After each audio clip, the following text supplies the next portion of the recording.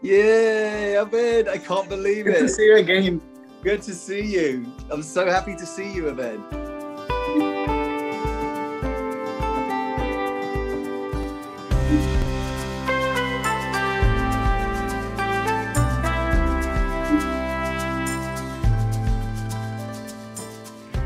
For starters, can you tell me a little bit about how the vaccine rollout has been going?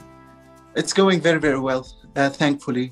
We've received the first batch of vaccines a few months ago from the COVAX initiative, and it's going very well. We're looking for to have the new batch in a few weeks, which is great. So who is eligible for the vaccine, and how is that coming together? Because presumably you have the Syrian refugees and the Jordanians. How are they navigating that situation? People at the camp started receiving the vaccines indeed. No one is safe until everyone's vaccinated, because the virus does not discriminate.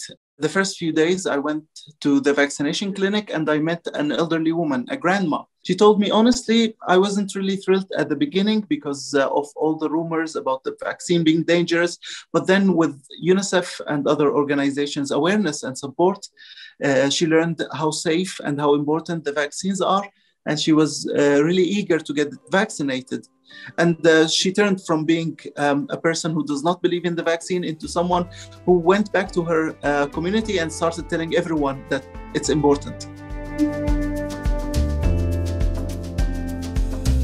I wondered if you could tell me a little bit about how the pandemic has been specifically affecting the children there. Of course, there has been an effect on the children and their families on many levels. Since the beginning of the pandemics, all the schools here were shut. Right now, everything is done online. And in this part of the world, in Jordan, and most of the people don't have access to technology, internet, knowledge about how to use the technology. So many children started falling through the cracks of the system, the new system. I'm thinking of how, as a parent of a 10-year-old, I have to put him on Zoom every day, but I'm in, a country where I have access to internet and I have all of these things at my fingertips. How has that been for the refugees in Jordan? It's been challenging.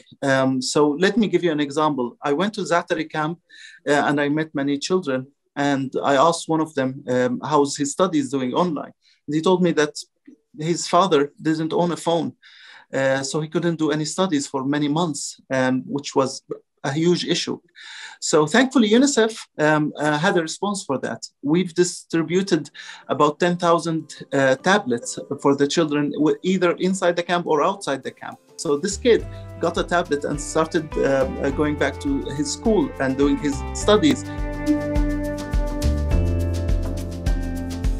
I remember being there and how so many times the children come running to you and they want to hold, they want a hug, or they just, a high five. It's been tough. It's been tough for everyone. Me, the people that I work with, family, being social distant from everyone. For me, as a UNICEF staff, I go to the camp. My colleagues go to the camp. We meet children. We talk to them. We help them psychologically. One word can mean a big difference for the children. Sometimes a word or a hug means a lot. Let me tell you something.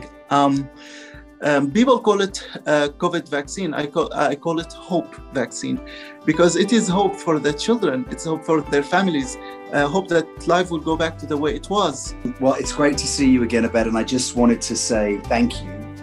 Thank you so much for all that you're doing, and the work that you're doing with UNICEF and its partners. You're most welcome, and I'm honored to be able to interact with you again. And I really hope that when things settle down and people can travel, I wish for you to come here so you can meet the kids that you met 7 years ago.